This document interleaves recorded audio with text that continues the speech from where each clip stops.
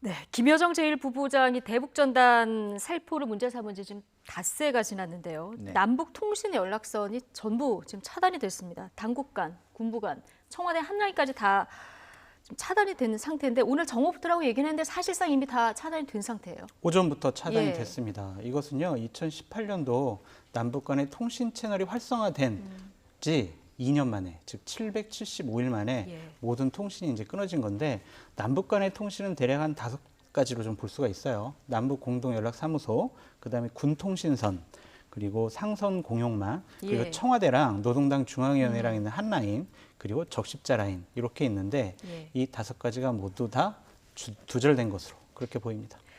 예. 오늘 조선중앙통신 표현 수위가 상당히 거칠었어요. 뭐 네. 배신자, 쓰레기 이런 표현도 등장한 상황이고 특히 이게 김여정과 김영철의 지시다 그러면서 앞으로 대남 사업을 대적 사업으로 전환하겠다 이런 경고도 했는데요. 네. 그러니까 그 북한 입장에서는요, 김정은 체제가 들어선 이후에 인민에 대한 대인민 약속이라고 하는 부분이 있지 않습니까? 네. 잘 살게 하겠다, 부강한 나라를 만들겠다 이런 약속을 했는데 그렇죠. 그래서 우리가 부분- 핵도 좀 포기한다. 예. 그런 부분들이 지금 실질적으로 진행되는 게 거의 없습니다. 특히나 코로나 사태 이후로 교역량도 상당히 줄어들고 있고요. 뭐 제 개인적으로 제가 취재해 본 바로는 거의 10분의 1로 지금 줄어들고 예. 있다는 이야기가 있습니다. 그런 상황에서 그 내치도 상당히 좀 어려워지고 내부의 불만도 그 발생할 수 있는 그런 상황이거든요. 그렇기 때문에 내부 결속도 좀 다져야 될 필요가 있고요. 예. 그리고 전체적인 남북 관계, 북미 관계를 좀 흔들어서 변수를 좀 만들어야 되는 그런 상황으로 지금 보이고요. 그런 배경 하에서 이런 강공 드라이브, 뭐 대남, 대미 압박 이런 이야기들이 많이 나오는 것으로 보입니다. 예. 뭐 각종 제재에다가 코로나까지 겹치다 보니까 굉장히 어렵고 각국 정상들은 지금 이 문제에 지금 신경 쓸 겨를도 없고 이러다 보니까 판을 살짝 흔들어보자 예. 이런 의도가 있는 것 맞습니다. 같다 분석을 해주셨는데 어쨌든 북한이 표면상으로 지금 내세운 이유는 대북전단 살포 이 문제입니다. 네. 근데 이게 지금 북한 입장에서 이렇게 통신선을 다 끊을 만큼 이렇게 중요한 문제인지. 그동안 남북회담을 보면요. 예. 항상 제일 먼저 요구한 게 있어요. 확성기에서 대북 방송을 하지 말아라라는 것과 대북전단 살포하지 말아라. 네. 이런 것들을 가장 먼저 요구를 해왔는데 지금 대북전단을 보면은요. 예전에는 뭐 뿔 달린 도깨비 뭐 이런 식으로 그 뭐 본인들이 얘기하는 최고 지도자를 모욕했지만 네. 지금은 상당히 남한의 현실도 알려주고 예를 들면 태영호, 지성호 이런 탈북민들도 국회의원에 당선됐다. 이런 남한의 사실들 그런 것들을 여러 가지 북한 주민들에게 알려주는 그런 역할도 많이 하잖아요. 달러도 뭐 2,000장 이번에 보냈고 소책자, CD 이런 것도 보냈는데 결국에는요. 이 대남 전단을 빌미로 삼아서 여러 가지 문제를 좀 해결하라는 것이 아니냐라는 그런 생각이 들어요. 왜냐하면 공통된 의견이시군요. 네, 왜냐면은요. 어제 김정은이 얘기를 했어요. 평양 시내에 식량과 전기, 땔감을 안정적으로 공급하겠다라는 것은요. 최고 지도자는 또 민생을 챙기고 있고요. 그렇죠. 그런데 이런 말을 여태까지 한 적이 없어요. 예. 그만큼 지금 북한의 경제가 상당히 심각하다. 그러한 주민들의 내부 불만이 나오는 것을 좀 외부로 좀 돌리려고 하는 것이 아니냐. 예. 그런 전망과 분석도 나오고 있습니다. 어떻게 보면 관심 끌기의 한 전략일 수 있다. 그렇습니다. 그러고 지금 남한 같은 경우는 뭐 했냐. 대북 제재 풀어달라고 우리가 지난번 판문점 회담 때부터 해서 얘기했는데 지금 풀린 게 아무것도 없다. 빨리 확실한 성과물을 내놔라. 그런 식으로 남한 정부를 압박하는 수단으로 활용하고 있는 것으로 보입니다. 예. 자, 어쨌든 어렵게 연결된 이 남북 간의 통신선이 하루아침에 끊기면서 우려의 목소리도 나오고 있습니다. 자, 정세현 전 통일부 장관, 하지만 좀 진득하게 기다릴 필요가 있다. 판문점 라인을 그러면서 주목했습니다. 듣고 오시겠습니다. 비라 때문에 그런 것은 틀림없고 예. 저렇게 골이 나와서 뭐 모든 전화 통신선도 다 끊어버리겠다고 하는데 그러지 말자고 와서 매달릴 필요도 없고 일정한 시간이 지나면 또 다시 또 슬그머니 연결이 됩니다. 그전에도 아마도 그 판문점 라인은 아직 살아있을 거예요. 급한 일이 있으면은 판문점을 통한 전통문을 주고받는 식으로 해서 남북회담은 또 살려낼 수 있으니까 이제 조금 진득하게 기다릴 필요가 있습니다. 네. 판문점 라인은 살아있으니까 너무 매달릴 필요 없이 진득하게 기다리자. 그러면 슬그머니 다시 연결이 될 거다. 이런 그 긍정적인 전망을 예, 제안하는 뭐 경험에서 우러난 예. 현명한 말씀이라고 저는 생각을 합니다. 왜냐하면 지금 그 우리 정부에서요 실질적으로 지원해 줄 수 있는 게 거의 없습니다. 예. 그 뭐 국제 제재, 그 미국의 제재 이런 거를 피해서 해야 되는데 그럴 수 있는 게 많지가 않아요. 뭐 그나마 있다는 게 이제 금강산의 개별 관광 정도 뭐 이런 게 있는 것인데요. 예. 그마저도 그 북한에서는 그게 그렇게까지 크게 자기들에게 도움이 되는 거다라고 생각하지 않는 것 같아요. 그러니까 금강산도 폐쇄하겠다 이렇게 얘기를 했던 거 아니겠습니까? 예. 그래서 실질적 지원을 할 수 있는 시기가 올 때까지 우리도 너무 급하게 해봐야 이 관계를 할 수 있는 것도 예. 없고 그런 상황이고요. 그리고 지금도 뭐 인도적 지원을 해준다 하더라도요. 북한 같은 경우는 굉장히 의심의 눈초리로 그걸 또 볼 수밖에 없어요. 뭐 선의를 받아들이겠지만 물품이 온다 그러면 지금 코로나가 있는 상황에서 3주 이상은 격리를 시켜놓고 소독을 하고 이러고 드려야 돼요. 예. 보통 제가 개인적으로 취재한 바에 한 30일을 국경지대에 놓고 그렇게 한다고 해요, 지금.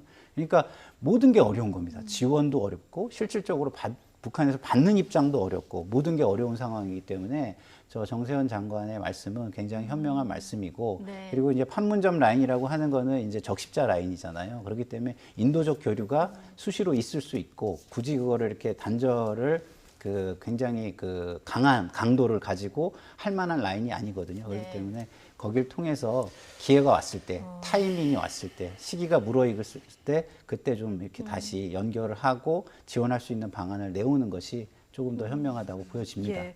어쨌든 북한 입장에서도 남한이 뭔가 하려고 해도 제재에 걸려서 할 수 있는 게 많지 않다는 거 모르진 않을 텐데 그렇죠. 계속 이렇게 압박을 하고 있는 이런 상황입니다. 그러면서 지금 추가 조치도 또 시사를 해서요. 일단 압박 수단이라 하더라도 북한이 또 어떤 카드를 들고 나올지도 좀 주목을 해봐야 될 것 같습니다. 저강도 도발을 할 수도 예. 있다라는 그런 전망이 나오고 있습니다. 그리고 또한 뭐 SLBM이라든지 단거리 탄도미사일이라든지 이런 실험들을 통해서 긴장을 좀 높이는 수순으로 가는 것이 아니냐라는 예. 것인데 결국에는 저는 대북 전단 사업은 하나의 빌미라고 봐요. 예. 기본적으로 처음 말씀드렸듯이 어쨌든 경제가 어렵다. 주민들이 불만이 가득 차 있다. 이것이 잘못하면 체제에 좀 부정적인 영향을 끼칠 것이다라는 그런 예. 판단 때문에 안보를 이용해서 좀 체제를 결집시키려는 의도가 있는 것이 아니냐 그런 느낌이 들고요. 지금 북한에서는 대북 제재 때문에 수입 원료가 하나도 없어서 공장들이 지금 다 멈춰 서 있답니다. 생필품을 구할 수가 없는 상황이죠. 예. 이런 상황들을 타개하기 위해서 어쨌든 남한과의 긴장 관계를 좀 조성하려는 것이 아니냐. 그것이 또한 김여정의 위상 강화로 연결시키는 그런 효과도 있는 것으로 보여집니다. 북한도 궁극적으로 문제는 경제 문제다 결국은. 예, 이거 뭐 대북 전단 문제 해결해가 좀 풀릴 수 없는 이런 부분이다. 오늘 두 분 이런 얘기 해주고 계신데, 근데 이런 지금 북한의 지시 사항들이 네. 김여정 부부장을 네. 앞세워서 지금 나오고 있어요. 그렇습니다. 이런 부분도 좀 기존에 보지 못한 그렇죠. 부분이라서요. 예. 저희로서는 이것을 잘 이용하면 기회가 될 수도 있죠. 예. 왜냐하면 남북 관계에 있어서 사실은 북한은 그동안 취해온 태도가 뭐냐면 실질적인 권한, 실리를 취할 수 있는 상대가 아니면 상대하지 않았거든요. 근데 그런데다가 김여정을 대표자로 내세웠다는 것은 저희 입장에서는 실질적인 대화를 신속하게 그리고 신뢰를 담보할 수 있는 결정을 북한으로부터 받을 수 있다라는 장점이 생긴 겁니다. 그렇기 때문에 그런 상황들을 잘 이용해가지고 그 성실한 어떤 제안, 그다음에 그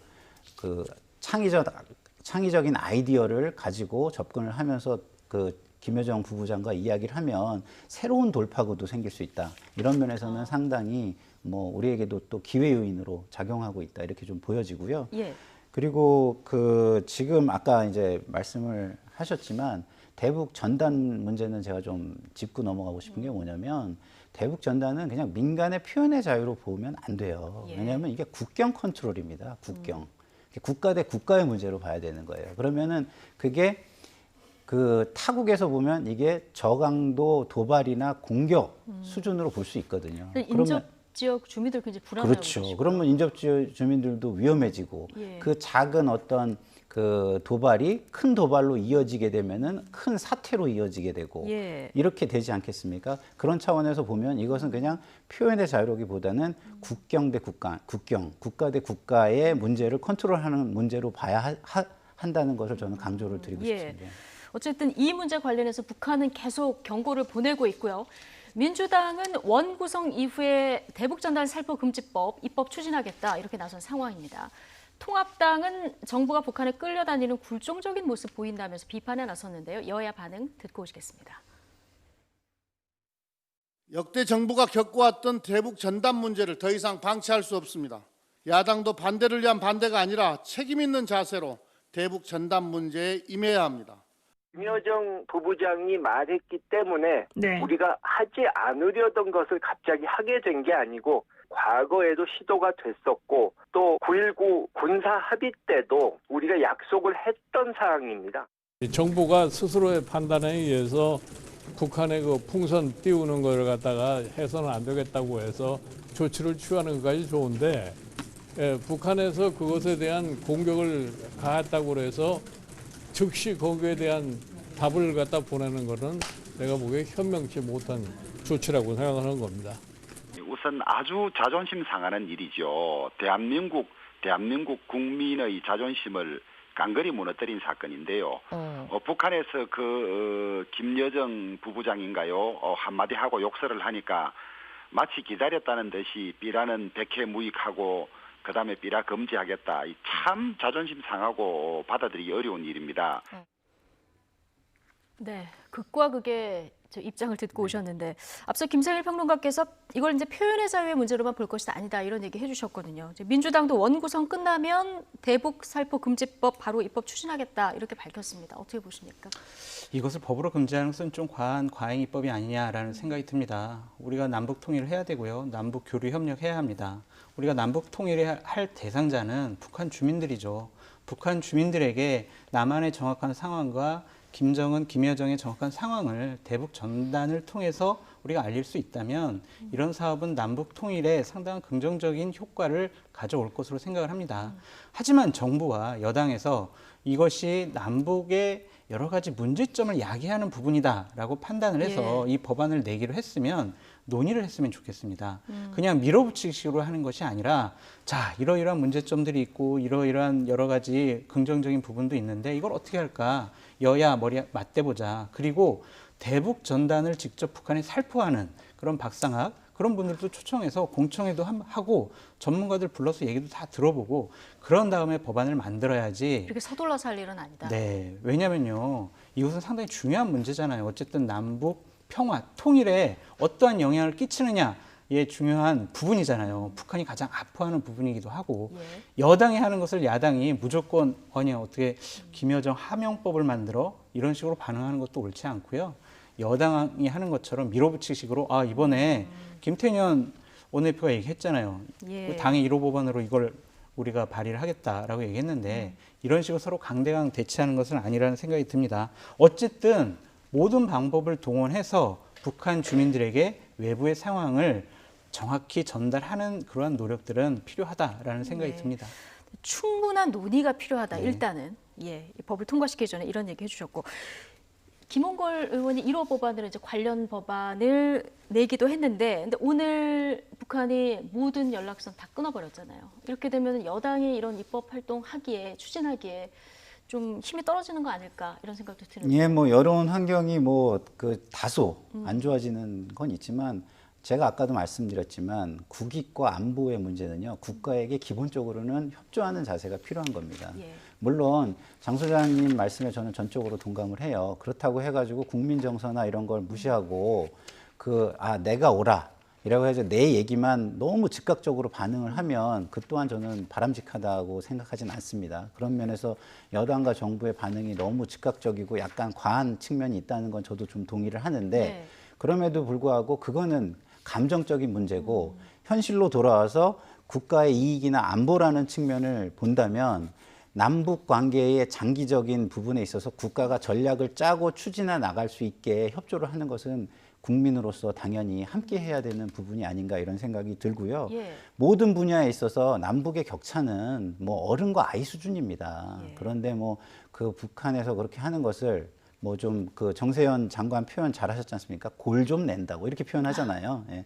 골 좀 낸다고 그렇게까지 우리가 거기에 똑같이 대응을 한다면 그것이 과연 우리 남북 관계의 발전으로 나아갈 수 있을 것인가? 이 부분은 우리가 어른스럽게 한번 생각을 해봐야 되고요. 그리고 지금 제가 앞서 언급을 드렸지만 코로나19 상황이 굉장히 어려워요. 이랬을 때 북한에 만약에 그 내부 체제나 내부 상황에 급변적 상황이 발생한다 그러면 우리로서는 굉장히 힘들어집니다. 예. 이거는 잘 관리를 해가면서 발전시키는 방향을 모색해야 되는 거지. 지금 북한이 갑자기 예를 들어서 무너진다. 그럼 네. 우리에게 도움이 되겠습니까? 절대 도움이 안 되죠. 훨씬 큰 위험이 닥칠 수 있고 불확실성이 엄청나게 커질 수가 있는 겁니다. 그런 부분까지 국가는 다 감안해서 전략을 짤 것이기 때문에 물론 본인들이 원하는 부분이 있겠지만 그런 걸 국가에 그러면 우리가 원하는 부분도 어떻게 해소해 줄 것인지 방안을 좀 내놔봐라 이런 식으로 국가와 대화하는 자세 네. 이것이 좀 필요할 때가 아닌가 싶습니다. 근데 이제 통합당에서는 북한이 하자는 대로 계속 하다 보니까 지금 진전된 게 하나도 없다 이런 입장이거든요. 아니 그러면은 미래통합당이 정권을 차지했을 때 대북 적대적 정책을 했다고 해서 무슨 발전이 있었나요? 전혀 없었잖아요. 예. 그러다 보니 그거에 대한 반전을 꾀하기 위해서 통일 대박 이런 이야기도 나오고 하지 않았습니까? 결국에 있어서 우리가 가야 될 방향은 통합당이든 민주당이든 다 알고 있는 거예요. 남북 관계의 발전.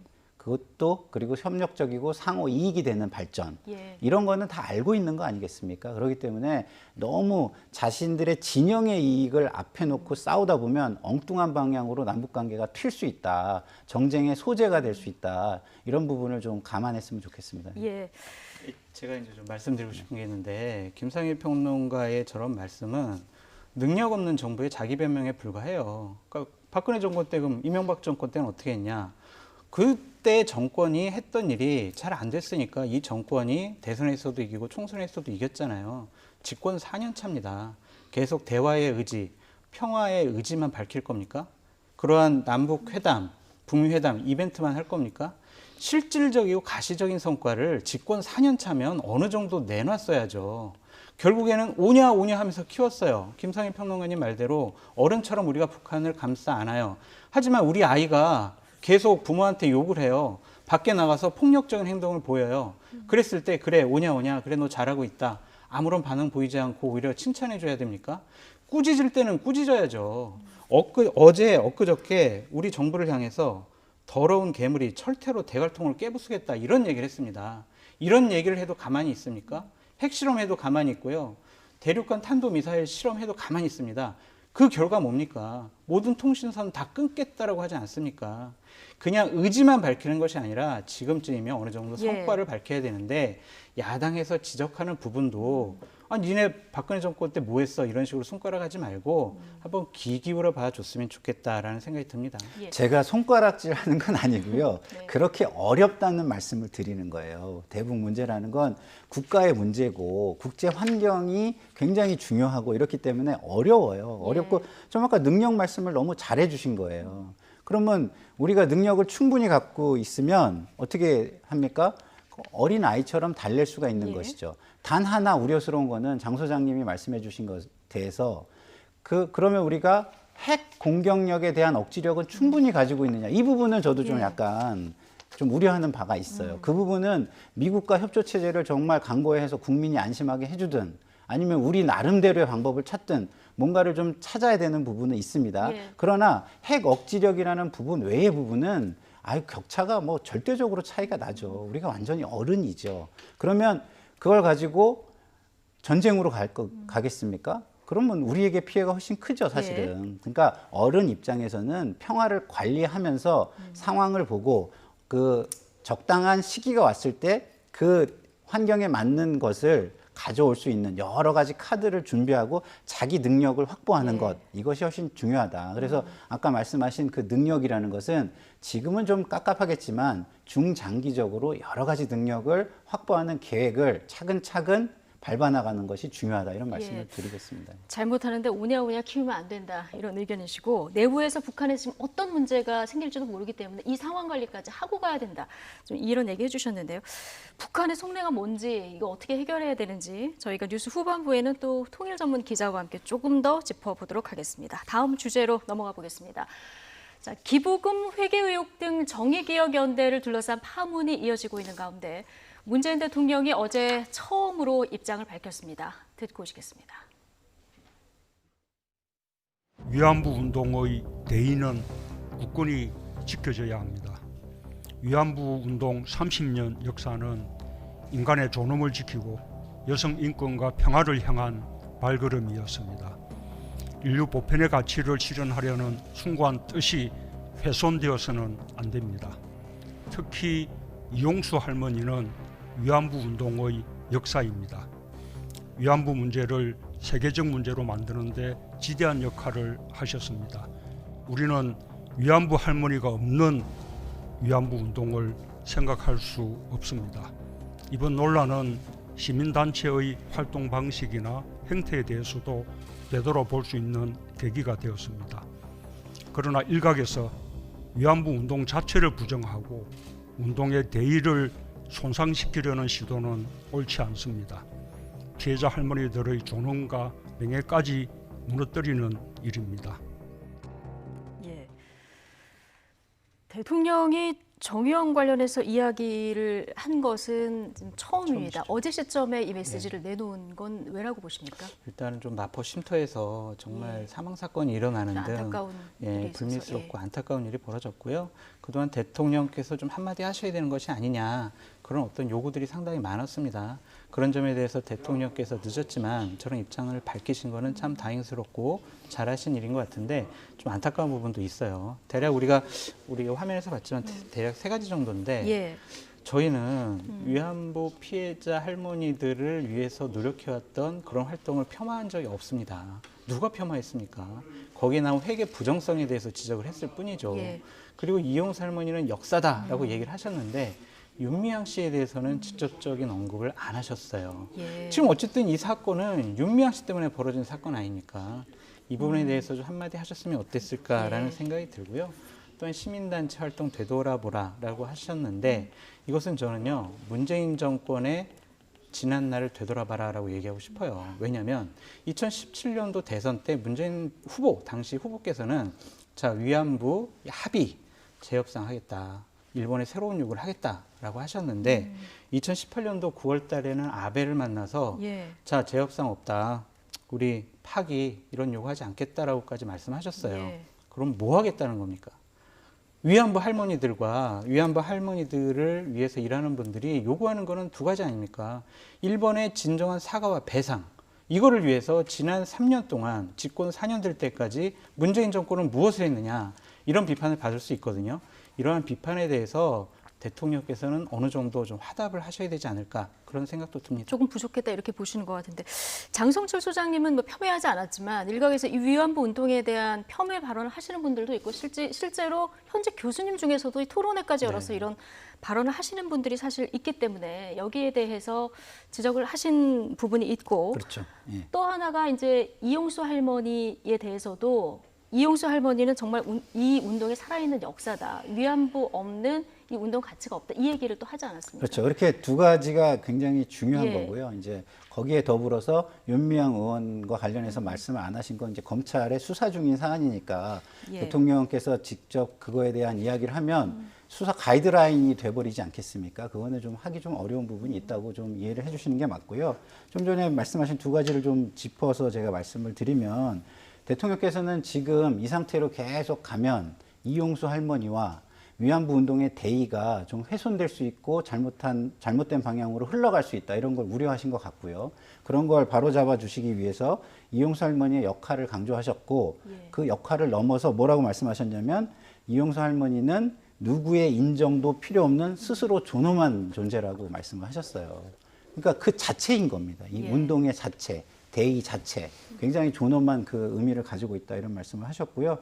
그렇기 때문에 그 좀 전에 그 우리 앵커께서 지적해 주신 대로 이용수 할머니를 공격하는 일부 그 뭐 강성 지지층 이 발언도 그리고 차단하고 그렇죠. 그것도 좀 차단을 하고 그리고 그 위안부 운동의 대의를 폄하해서 엉뚱한 그 자신들의 이해관계를 관철시키려고 하는 좀 수구적이고 또 그 극우적인 강성 세력 이런 부분도 좀 질책을 하시려고 하는 그런 의도가 담기지 않았나 이런 생각을 해봅니다. 예.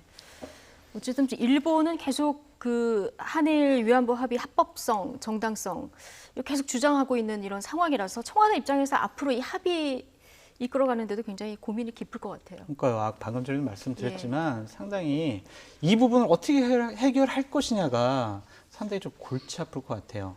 지금 뭐 긴밀하게 일본과 대화되는 것도 아니고 이 부분에 대해서 문재인 대통령이나 외교부에서 적극적으로 해결할 의지도 없어 보이기 때문에 이 부분이 계속 자칫 잘못하면 문제 해결은 안 되고 문제가 계속 지속되는 상황이 될 수 있다. 그래서 위안부 피해자 할머니들의 상처를 우리가 보담아 드릴 수 없는 것이 아니냐 그러한 걱정까지 좀 됩니다. 예. 중심에 있는 윤미향 의원 어제 이제 오열하는 모습이 포착되기도 했고요. 그러니까 언론에 대해서는 굉장히 화가 난 모습을 직설적으로 이제 격양된 반응을 보이기도 했는데 일단 이런 모습은 어떻게 보셨는지? 아니 뭐 그 부분도 조금 과도할 수는 있죠. 감정적이고 그렇지만 상황 자체가 좀 굉장히 어려운 상황 아니겠습니까? 그래서 윤미향 의원의 책임 있는 행동을 지금 강조하는데 그거는 예전부터 강조를 해왔던 거예요. 근데 그거에 대한 대응은 조금 약간 부족한 거는 계속해서 있어 왔던 건데 어려운 상황이 왔는데 또 그거를 오히려 더 책임 있는 행동을 해라라고 강조하는 건 전 안 맞는 것 같고요. 그거는 계속해서 주장해 왔으니까 지금 어려운 상황에서는 조금 더 시간을 주고 이 상황이 좀 지난 다음에 다시 그 문제를 거론하는 것이 오히려 저는 맞는 거 아닌가 이런 생각이 지금 듭니다. 뭐 상중이고 또 상황이 상황인 만큼 좀 수사도 그리고 언론 취재도 좀 한 템포 쉬어가는 게 필요하다. 예, 이런 지적으로 듣겠습니다. 자, 남은 시간 동안 국회 상황 아주 짧게 짚어볼 텐데요. 21대 국회 상임위원회 구성 법정 시한 지키겠다 했는데 결국 이 시한은 못 지켰고요. 결론이 어떻게 났냐면 일단 각 당 상임위원회별 그 의원 수를 먼저 정하자. 이 뭐 우회로입니까? 아니면 어떻게 되는 겁니까? 휴전. 이거는요. 시간만 본 겁니까? 시간 본 거예요. 왜냐면은요. 상임위별 위원수 정하기로 했다. 이런 명분은요. 거짓말이에요. 왜냐면은 이미 다 나와 있어요. 국회 사무처에서 선거가 끝나자마자 다 나눠요. 그래가지고 다 선택을 하라고 다 알려줘요. 각 당에. 예. 그렇기 때문에 이거를 지금 와서 위원수 정하기로 했다? 이것은 그냥 시간 벌기라고 보여지고요. 저걸 명분 삼아서 이제 협상을 하겠다는 건데 결국에는 주호영 원내대표 같은 경우에는 협상 카드가 없어요. 배려해줘. 제발 좀 우리 배려해줘. 네. 이거밖에 없고 김태년 원내대표 같은 경우엔 강하게 밀어붙일 것 같습니다. 저쪽이 협상의 카드가 없기 때문에 자, 우리 이제 협상 시한까지 당신들이 답을 안 가져오면 그냥 우리끼리 알아서 국회법대로 하겠다. 예. 의장님도 그렇게 말씀하셨잖아요. 그날까지 내라. 안 내면 국회법대로 하겠다. 이것은요, 민주당의 입장, 민주당의 판단대로 처리하겠다라는 뜻으로 밝혀집니다. 예. 협상 카드가 없어서 그럴까요? 주호영 원내대표 이거 명단도 안 내겠다 이랬거든요. 그렇죠. 굉장히 힘들죠. 예. 명단을 내면 거기에 이제 상임위원장 후보들도 배정해서 내야 되거든요. 민주당도 그러면 명단을 내는 게 이렇게 쉽냐? 그렇지 않아요. 몇 개의 상임위를 가져올지 모르잖아요. 예. 그러면은 그 상임위별로 위원장이 될 만한 사람들을 넣어서 제출을 해야 되는데 그거 쉽지 않거든요. 그래서 민주당도 그게 제출을 하면서도 공개되는 거를 굉장히 꺼리고 예. 극도 보안 속에서 제출을 하지 않습니까? 그 제출을 할 때 그거 취재가 됩니까? 취재 안 되잖아요. 예. 사실은 제출이 됐으면 당연히 그 책임기관이 국회로 옮겨진 거기 때문에 국민의 알 권리를 위해서 당연히 요구를 하면 공개를 해줘야 되는 건데 공개 못 하잖아요. 그래서 양쪽 다 굉장히 힘들고 어려운 머리싸움을 지금 하고 있는데요. 예. 저는 그래요. 여당이 18개 상임위를 정말 다 가져올까. 저는 그거에 대해서는 굉장히 의구심이 있고요. 그렇기 때문에 야당에서 좀 전향적으로 법사위의 기능을 어떻게 그럼 바꾸면 좋겠냐 이런 토론을 이번 시간 동안 해야 된다. 했으면 좋겠어요. 예. 왜냐하면 여당이 18개 상임위를 다 가져오면요, 진짜 그 다음부터는 어디 뭐 변명할 게 없어요. 뭐만 잘못되면 전부 다 여당 책임으로 돌아올 거 아닙니까? 그런 걸 원하진 않을 것 같거든요. 예. 몇 개 상임위 가져오느냐보다 사실 법사위를 누가 그렇죠, 가져오느냐 그렇죠. 지금 이게 쟁점인데 야당에서 남은 시간 동안 법사위 기능을 어떻게 할 건가 이런 토론이 좀 필요하다는 의견이신데요. 그러니까 체계 작구 심사권 예. 이것을 어떻게 할 것이냐, 이것을 국회법에서 법사위의 역할에서 이 부분을 뺄 것이냐 이런 논의인데 통합당은 오히려 이거 강화하자 이런 입장까지 나오는 네, 거 저는 아닙니까? 그게 맞다고 봐요. 왜냐하면 다른 곳에서 법사위 기능을 대신할 만한 곳이 없고 저는 여야에 한 말씀씩만 드리고 싶어요. 예. 자신들이 과거에 했던 말들을 되돌아봐라. 본인들이 더 잘 알잖아요. 본인이 야당 때, 본인들이 여당 때 상대방 당을 향해서 했던 말들이 있지 않습니까? 그 말대로 하면 이 협상 어렵지 않을 것 같은데 어쨌든 금요일 날 최후의 결전이 벌어질 것 같습니다. 그러니까요. 박병석 의장이 금요일까지 상임위원 명단 제출 안 하면 이제 결단을 내리겠다 이렇게 얘기했거든요. 결국 표결로 갈 가능성이 마지막 질문도 드리겠습니다. 어떻게 보십니까?